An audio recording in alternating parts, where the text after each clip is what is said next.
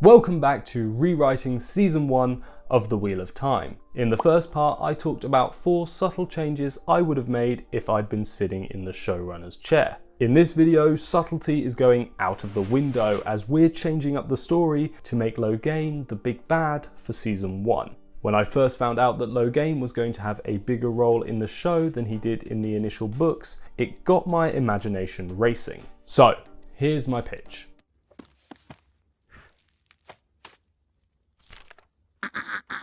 The False Dragon and the War in Ghealdan should have been an overarching plot for the entirety of the first season. Remember that dark-haired boy from the suggested series cold open in the previous video? That's Logain. And after running away from home because his parents found out he could channel, he grows up to build a following and eventually proclaims himself the Dragon Reborn.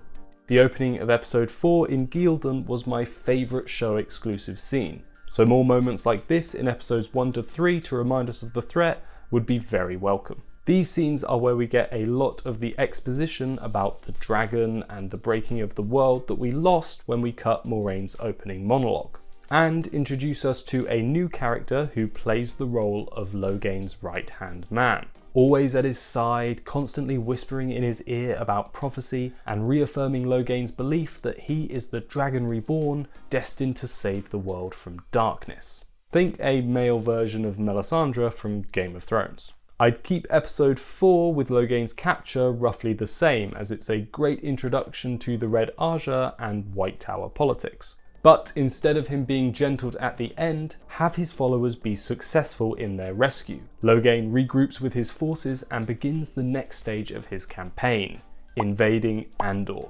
That's right, we're going to Caemlyn. And invading False Dragon and his army is the perfect introduction to the Trakand clan. Rand stumbles into the palace gardens. He can be climbing the walls because he caught a glimpse of Pud and Fain and wants to get a better look. And we meet Galad, Garwin, and most importantly, Elaine. Why prioritise Elaine over the Armelin seat? Well, despite the scenes between Swan and Moiraine being some of my favourite from Season 1, meeting Elaine is a crucial part of Rand questioning his future with Egwene. And if that's going to be his arc for Season 1, then cutting the daughter heir of Andor is a bad move. This way we get the great scene with Queen Morgase, Elaida and Rand in the throne room, except this time it's interrupted by Gareth Bryn, bringing news of Logain's army marching into Andor. From Morgase's and Bryn's conversation, we learn that something is being kept in Caemlyn that they believe the False Dragon is after and can't be allowed to get his hands on. The scene ends with Rand not being punished for breaking into the castle on the condition that he and Mat are conscripted into the Andoran army. I did warn you this was going to be different. Now, who else would be concerned about a false dragon with a massive army? The White Cloaks, of course, who just so happen to have a captured Perrin and Egwene with them. The Andorans and the Children of the Light move to meet Logain's forces, closely followed by Moiraine, Lan and Nynaeve. Episode 6 begins at night with the 3 armies camped close to the border of Andor. This is a great opportunity for a scene between Aemon Valda and Morgase Trakand, arguing over how to handle this situation. Both groups don't like each other, but if they work together they stand a better chance of defeating the False Dragon. It's also a nice bit of foreshadowing for what happens later between these two characters. This strategy meeting is interrupted by Liandrin and the other Aes Sedai, who come in and try and take control of the situation, as Aes Sedai do.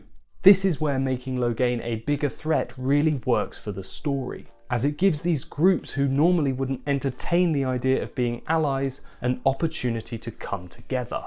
We get some entertaining banterous dialogue, and the audience gets to see the frictional dynamics between these different factions. Meanwhile, Elaine is helping Rand and Mat escape the Andoran army, whilst Moiraine, Lan, Nynaeve and a surprise group of wolves do the same for Perrin and Egwene. And in this version, Perrin does lose control and go all Jack Torrance with his axe.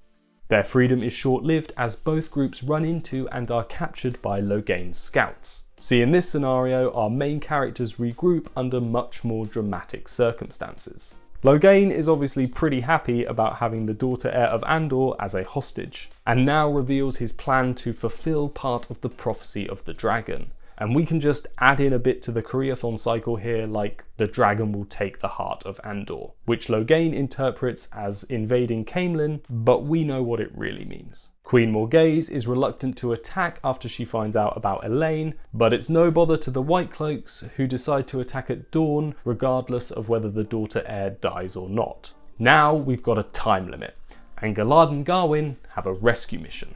If we're going to introduce these characters, we should at least give them something to do, and it's a good opportunity to show off Galad's impressive sword skill and Garwin's inadequacy complex. Now it's important that during their captivity, our characters get some downtime to establish how their relationships are changing. Egwene is pretty upset to see the clear chemistry between Elaine and Rand. Perrin is worried about losing control of himself after accidentally killing some White Cloaks, and Nynaeve is concerned about Mat, who's been acting increasingly erratic since Logain's scouts confiscated the dagger from him.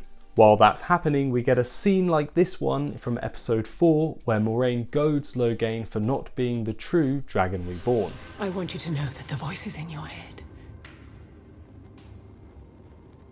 those are the whispers of madness. Galad and Garwin are successful in their rescue mission, and just as our group is on the cusp of freedom, they realise Mat is missing. Where's Mat? Where has Mat gone? To find the dagger, of course. Quick aside, a problem I faced whilst making this video was how to handle Barney Harris's sudden departure from the series. As this rewrite is intended to be from the perspective of the creative team during the early stages of development for the show, and obviously they didn't plan for one of the main cast to unexpectedly quit during production, I'm going to continue as if Mat was still involved. But given what did happen, this is likely where his character's story would wrap up for season 1. Diving back in, now our characters have a choice to make: to go back or leave Mat behind.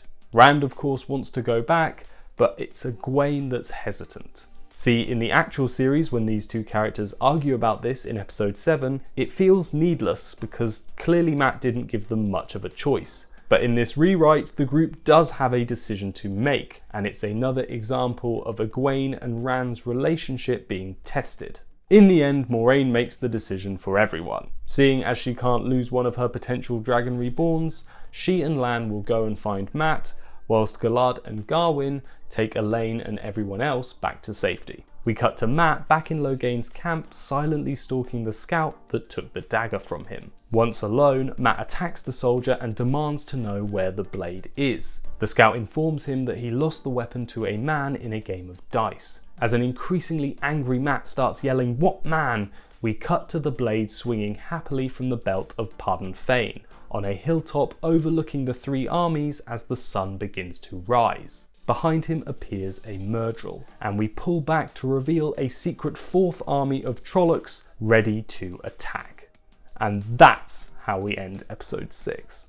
Like in the actual series, episode 7 begins with the epic Aiel battle in the snow. There's no way this scene was getting cut. From one battle to another, and we're back on the border of Andor with the White Cloaks, the Andoran army, and a selection of sisters from the White Tower about to face off against Logain and his followers. Mat is in the middle of Logain's camp looking for the Shadar Logoth dagger, with Moiraine and Lan hot on his heels. The rest of the villagers are safely behind Andoran lines, but tensions are high as Rand wants to go back and look for Mat, whilst Egwene thinks they should stay put and wait for Moiraine. This video is already getting pretty long, so I won't go into the battle in detail and instead just give you the main beats. Battle begins, and the combined forces of the Andorans, White Cloaks and Aes Sedai have the upper hand. Mat is recaptured and taken to Logain's command tent. The false dragon is pretty furious about having lost his hostage, but his right-hand man is more concerned about these villagers and their involvement in events. He convinces Logain to torture Mat for information, but they're interrupted by a soldier coming in and informing them that their front ranks are beginning to falter.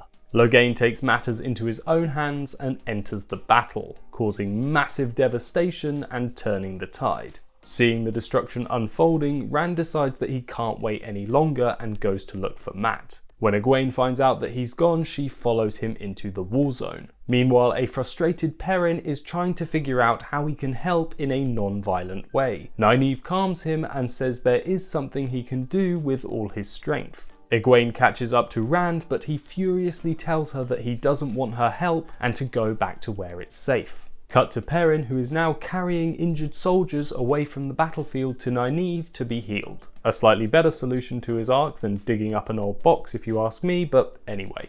Logain is on the cusp of victory when suddenly the army of Trollocs attacks. Everything turns to chaos. All our characters are trying to hold their own against this monstrous force. We focus on Logain, who is killing Trollocs left, right and centre, but his army is still being overwhelmed.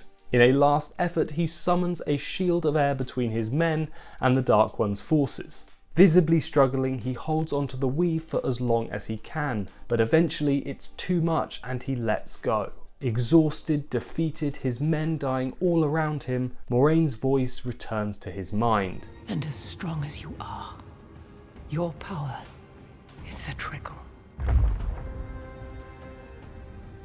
It's a pinprick of candlelight against the raging sun that will be the dragon reborn. And this low point for Logain just so happens to be the moment Liandrin comes across him. Our focus switches to Rand, wielding Tam's sword, desperately trying to protect Egwene from Trollocs. Egwene is struggling to summon any kind of effective attack, but eventually saves Rand from a Trolloc's axe with a fireball. Her elation is short-lived, however, as a Myrddraal appears and grabs her by the throat. Rand channels consciously for the first time and tears the Myrddraal apart with the one power. He runs over to Egwene. Her eyes are closed and she's not moving. Unable to stand the idea that the last words he said to her were filled with rage, an emotional Rand unleashes a massive wave of energy that completely decimates the Dark One's army. And now we get the second part of the cold open, with Tam helping Tigraine to give birth in the snow. And that's how we end episode 7.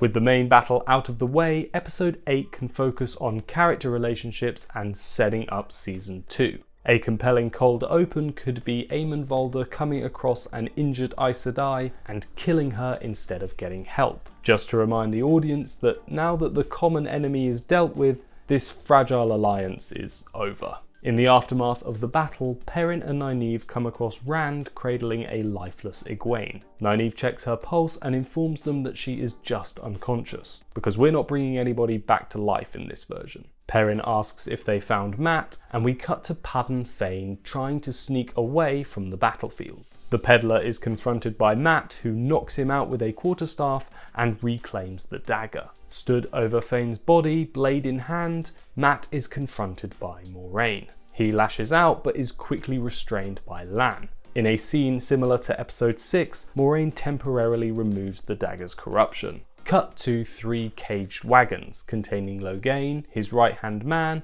and Padan Fain being escorted by soldiers and Aes Sedai towards Caemlyn. A small trial is held in the throne room, and Logain can be gentled like he is in the actual series, so that our introduction to the Armelin's seat in season 2 is roughly the same. Afterwards we get a scene between Moraine and Liandrin. Everyone assumes it was Logain that destroyed the Trolloc army, but Liandrin lets slip that she was with the false dragon at the time and shielding him from channeling. A bedridden Egwene and Mat are being tended to by Nynaeve when Rand and Perrin enter. The villagers have a moment to regroup and reflect on all that has happened. Rand is acting a little shady, and at one point Egwene reaches for his hand, but he pulls away and quickly changes the subject to Padan Fain. At this moment, Moraine and Lan enter and tell the villagers that after being questioned, the peddler admitted to being a dark friend and has been following them ever since they left Emond's Field. He must have been subjected to the corruption of Shadar Logoth like Mat, which is why he wanted the dagger.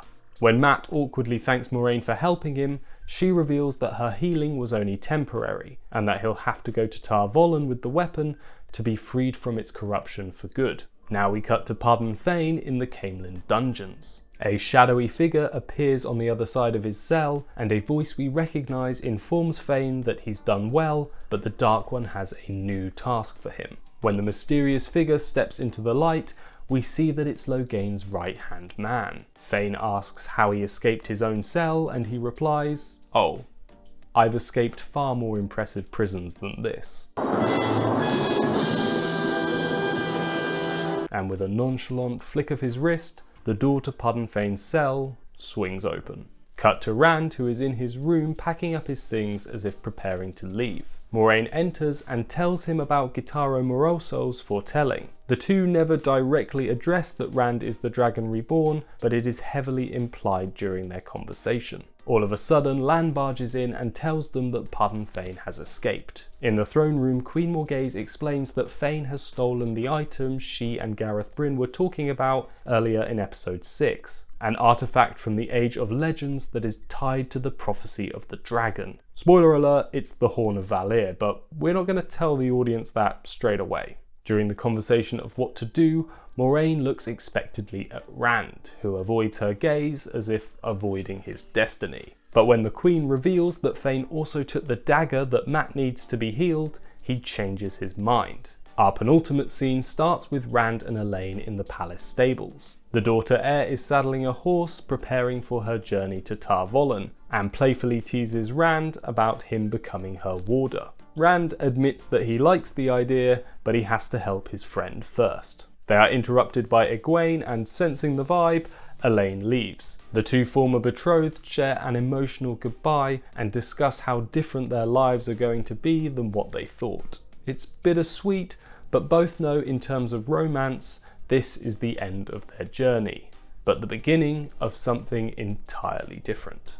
Series 1 ends with our heroes splitting up once more. Egwene, Nynaeve, Moraine and Lan are heading towards Tar Valon, whilst Rand, Mat and Perrin attempt to track down Pardon Fain and the dagger. The two parties ride away from Caemlyn as one, but eventually reach a crossroads and splinter off. Lan rides up next to Moraine and asks, "Is it wise letting him go off alone?" Moraine replies, "We've seen what happens when you try to cage a dragon.